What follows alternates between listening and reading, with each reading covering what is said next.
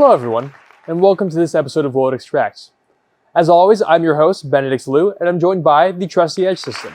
We were actually just talking about this place that you went to, Edge. Isn't that right? Yeah, you recently discovered this new place in town. What was it? Oh, Indian food. Oh, I love Indian food.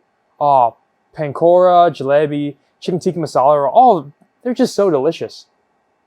Oh, I did not know that. I didn't know that chicken tikka masala is actually of British origin. That's pretty insane. Well, what did you have at the restaurant, Edge?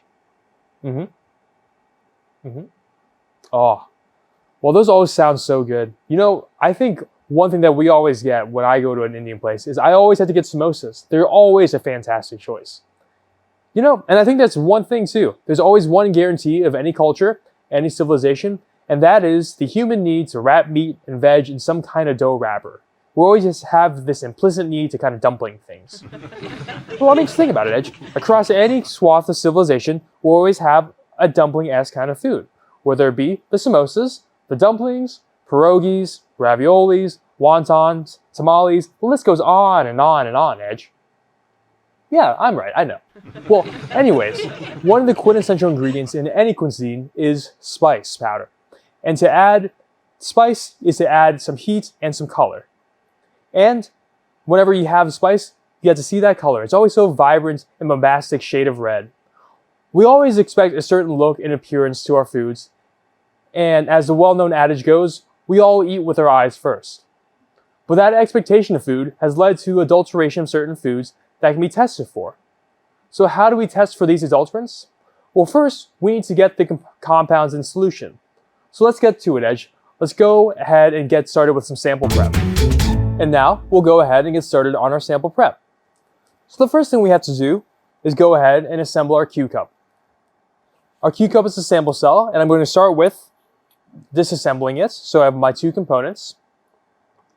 And then into the base, I'll go ahead and take our Q disc, which is our inline filtration system, place it into the bottom of the Q cup, making sure it's laying nice and flat, and then reassembling the Q cup like so. Today we're going to be using our S1 Q disc, which is simply a glass fiber membrane surrounded by two cellulose filters. And once our sample cell is ready, I'll go ahead and add in our sample. We have here just some spice powder. I'll go ahead and pour in the spice powder right into the Q cup.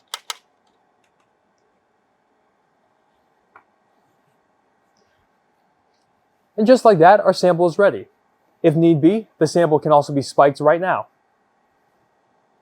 The last step, I'm going to go ahead and take our Q screen, a stainless steel mesh, placing it inside the Q cup, taking the tool and pressing down. The Q screen just helps to keep the inside of the edge clean, as well as the sample submerged in solvent. And now that the Q cup is fully assembled, I'll go ahead and place it into the rack. And I'll take an extraction vial and slide it right beside it. So now I'll go ahead and come around front, picking up the rack,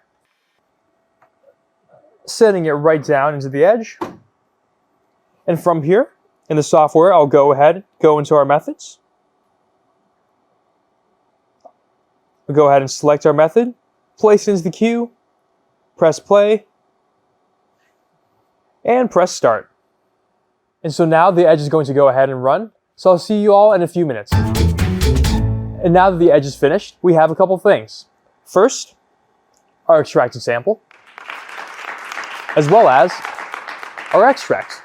And look how vibrant that is. What a pretty shade of red. And in the extract, we can see that it's nice and clear. It's filtered thanks to the Q disc that we put in.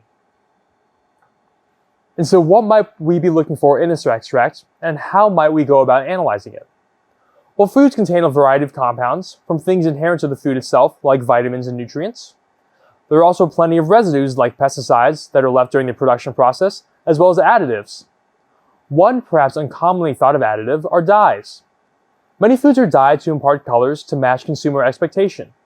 For example, tartrazine, or yellow 5, is commonly used in ice creams, hard candies, soft drinks, and boxed noodles. The legality of dyes varies based on the country, with some dyes such as Sudan Dye 1 through 4, Sudan Orange G, and Sudan Red G being outright banned in the EU due to possible adverse health effects. So how do you analyze the extracts of spices? Well, the most common way would be the use of some sort of chromatography system to separate the compounds and detect the separated compounds. One such system would be the Lucidity miniLC, which is a miniaturized HPLC system with built-in UV detection. In fact, we have one of those right back there. And thank you all for joining me for this episode of Will It Extract. For more information about the Edge and other CEM products, please visit our website at cem.com. For more information about the Lucidity miniLC and Lucidity mini-GC, please visit luciditysystems.com, and don't forget to like and subscribe. I'll see you all next time.